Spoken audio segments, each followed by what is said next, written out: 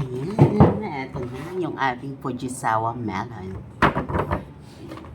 Sabi dito, best daw na texture expectation, 0 to 5 days, firm siya. 6 to 10 days soft, and then 10 days on pataas is soft and juicy. Now ay lalong kung kami, siguro may mga 4 days na to. Tingnan natin kung firm.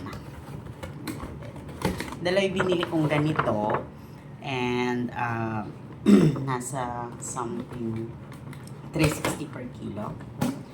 Ayan. From Growbest. Growbest Green Peel. Growbest. Ayan. Look naman ating melon. Napaka-sosyalin. Diba? Buksan natin.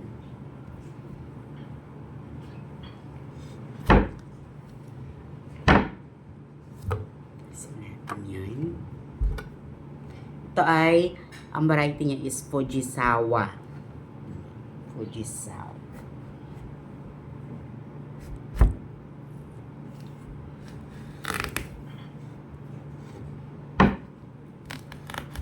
Ayan. Kumakalas.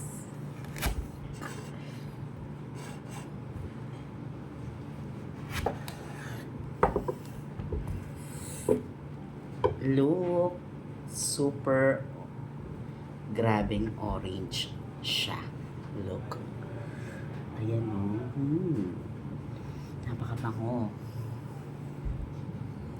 Sinabi na siya. Ano natin? Tabi natin yung kanyang buto. Baka saan tumupo. Tubo natin.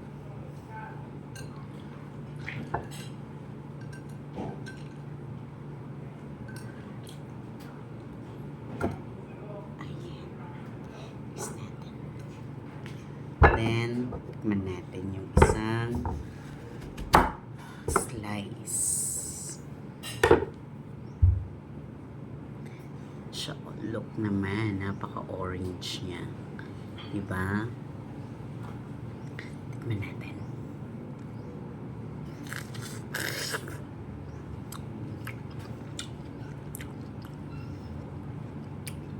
Grabe, napakatamis.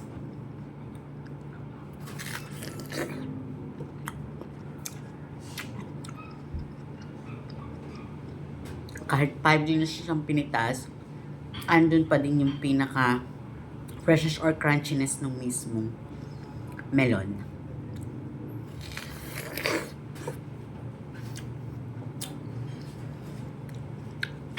Ang sarap, ang tamis. Iba yung tamis niya compare sa regular melon.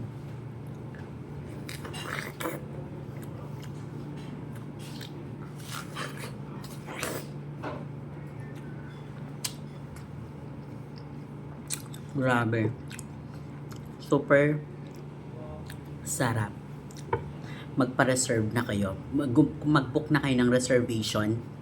Talagang sulit yung pamimitas nyo dito. At no entrance fee ang Growbest Greenfield ha. Wala siyang entrance fee basta as long as makabili ka ng isang melon nila. Kaya, bisita na doon. Bye!